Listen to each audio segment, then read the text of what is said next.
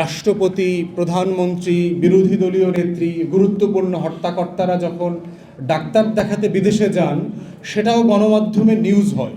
এখানে আমাদের গণমাধ্যমের ভাইরা আছেন। সিঙ্গাপুরে চিকিৎসা করতে গেলেন অমুক তমুক, বাপের বাচ্চা, মায়ের বাচ্চা, অমুকের বাচ্চা, অমুক দলের অমুক সমুক, দেখবেন এগুলো লেখা আসে গণমাধ্যম। লজ্জা লাগে না বাংলাদেশ রাষ্ট্রের যে বাজেট, এই বাজেটে আমাদের যে প্রতি বছরের যে ইয়ারলি প্ল্যান করা হয়, ইয়ারলি প্ল্যানের মিনিমাম 10-12% স্বাস্থ্যসেবা খাতে রাখা দরকার ছিল, কিন্তু এটা আমরা কখনোই 2-3-4-এর বেশি দেখতে পাচ্ছি না। একটা রাষ্ট্রকে রাষ্ট্র আকারে মাধ্যমে বড় করতে হয়, আগিয়ে নিয়ে যেতে হয়, সেখানে জিডিপির ন্যূনতম 5-7% হচ্ছে আপনার স্বাস্থ্য খাতে বরাদ্দ থাকা উচিত। এবং উন্নত বিষয়গুলোতে আমরা দেখেছি ব্রিটেন সহ বেশ কিছু দেশে এটা বরাদ্দের প্রায় 10-12% ছাড়িয়ে যায় তাদের জিডিপি। তো সেই জায়গাতে এই রাষ্ট্র যারা চালান এবং চালিয়েছেন গত 53 বছর ধরে, তাদের মধ্যে এই সেবা খাতটাকে রাষ্ট্রের উপযোগী করবার যে আয়োজন, তারপরে হচ্ছে সদিচ্ছা, তার প্রত্যেকটা জিনিসের ঘাটতি আমরা দেখতে পাচ্ছি।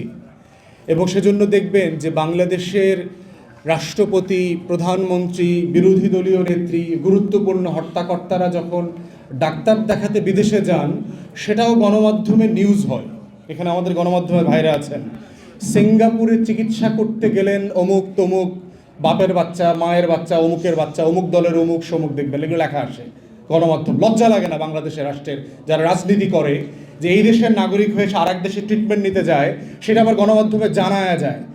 যাওয়ার সময় একবার এয়ারপোর্টে সব সাংবাদিককে ডাকে, আবার হুইল চেয়ারে বাইরেতে আবার সাংবাদিকদেরকে ডাকে। এইরকম একটা নির্লজ্জ রাষ্ট্র ব্যবস্থা সে 53 বছরে আমাদেরকে দিয়েছে। এবং কোনো রাজনৈতিক দলের নেতারা লজ্জিত না এই কারণে। দেখবেন সে মরতে সিঙ্গাপুরে যাবে, কিন্তু বাংলাদেশে ঢাকা মেডিকেলে ভর্তি হবে না। সে মরতে থাইল্যান্ডে যাবে, ব্যাংককে যাবে, ভারতে যাবে। সে মরবার জন্য মাউন্ট এলিজাবেথে যাবে, লাশ হওয়ার জন্য বিমান ভাড়া করে প্রাইভেট হেলিকপ্টারে যাবে, তারপর বাংলাদেশের স্বাস্থ্য খাতকে সে ভালো করবে না। এইটাকে সে দুনিয়ার সম্মত বানাবে না। আমি লম্বা সময় ইংল্যান্ডে থেকেছি, আমি তো কোনোদিন শুনে নাই যে রানী ট্রিটমেন্ট করতে আমেরিকা যাচ্ছেন, রাজার ছেলেরও জ্বর হয়েছে তো ট্রিটমেন্ট করতে জার্মানিতে যাচ্ছেন, এটা তো শুনি নাই কখনো।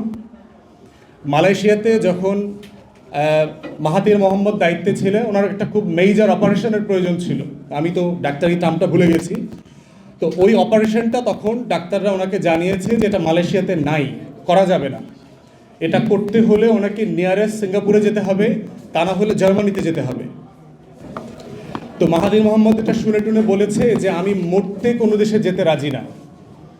উনি রাষ্ট্রকে, ওখানকার যে স্বাস্থ্য মন্ত্রণালয়ের দায়িত্বে ছিলেন, তাদেরকে বলেছেন যে তুমি এরকম একটা ইউনিট আগামী 2 সপ্তাহের ভিতরে মালয়েশিয়াতে সেট করবা। যত টাকা লাগে, যত দেশের যত ডাক্তার আর মেশিনারি লাগে, সেগুলা নিয়ে আসা এই ট্রিটমেন্টটা শুধু মালয়েশিয়াতে আমার হবে না, আমার মতো এই রোগের চিকিৎসা আরও যাদের করতে হবে নাগরিকদের, তাদের প্রত্যেকের জন্য এটা করতে। যে মেরুদণ্ড লাগে, গাটস লাগে, এইটা 53 বছরে বাংলাদেশের রাজনীতিবিদদের কাছ থেকে আমরা দেখি নাই। এবং না হওয়ার কারণে কি হয়েছে, আপনাদের মতো মেধাবী মানুষদেরকে আজকে হাসপাতাল ফেলে এই অসুস্থ রাষ্ট্রের চিকিৎসা করতে প্রেস ক্লাবে আসতে হয়েছে। এটাই হচ্ছে এই রাষ্ট্রের লজ্জা। যদি এই রাষ্ট্রের মেরুদণ্ড থাকতো, এই রাষ্ট্রের রাজনীতিবিদদের যদি ন্যূনতম মর্যাদাবোধ, সম্মান থাকতো, তাহলে তারা এই দেশে মরতো, গ্রামে মরতো, রাস্তায় মরতো, প্লেনে হেলিকপ্টার করে আরেক দেশে মরতো না। আর দেশের সবচেয়ে গুরুত্বপূর্ণ প্রফেশনালদেরকে এএনইর সার্ভিস থেকে ডেকে এনে রাষ্ট্রের চিকিৎসা এবং প্রতিবাদ করবার জন্য প্রেস ক্লাবে আজকে শত শত হিসাবে হাজির হইতে হইতো না। এটা রাষ্ট্রের জন্য খুবই লজ্জাজনক। আপনাদের এর আগের এই 42 ব্যাচের যে সকল ভাই বোনরা আমার সাথে দেখা করেছেন, আমি আপনাদের কাগজপত্র পড়েছি, আপনাদের দাবি দেওয়াগুলো আমি এর আগে পড়েছি। এর প্রত্যেকটা খুবই যৌক্তিক দাবি, এত ন্যূনতম লেভেলে যৌক্তিক যে এগুলো কোনোদিন দাবি হইতে পারে না। যে একটা বিসিএস এ 2000 ডক্টর অলরেডি পাশ করে ফেলছে, মানে ফাইনালি সিলেক্টেড হয়ে গেছে, তাকে কেন আবার 43, 44, 45-এর নাটকে অংশগ্রহণ করতে হবে? মানে আপনি কেন আরেকটা বিসিএস দিচ্ছেন? মানে এই ন্যূনতম প্রশাসনিক কাঠামোটা আপনি কেন অপারেট করতে জানেন না? আপনার যখন এইটা আপনি তাকে টেস্টেড করে ফেলেছেন, আপনি শুধু প্রসেস ফলো করেন। আপনি 6 মাস পরেরটাতে অ্যাপয়েন্টমেন্ট নেন, 3 মাস পরেরটাতে নেন, 9 মাসের পরেরটাতে নেন, আপনি কেন আবার পুরো পরীক্ষার নাটকটা করছেন? ওয়াই?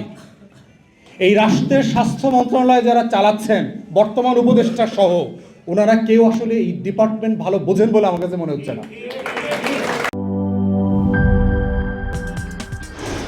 কি boss, vital match, tough opponent, tension? Come on bro, অপোনেন্টকে নিয়ে ভাবার সময় আছে।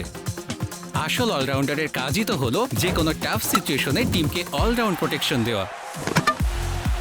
জাস্ট লাইক মাই টাইলক্স, যার অ্যান্টিব্যাকটেরিয়াল এজেন্ট টয়লেটের কোনায় কোনায় পৌঁছে 99% জীবাণু ধ্বংস করে, টয়লেটের কঠিন দাগ ও দুর্গন্ধ দূর করে টয়লেটকে রাখে ক্লিন আর সুবাসিত। টাইলক্স টয়লেট ক্লিনার, ক্লিন মানেই টাইলক্স।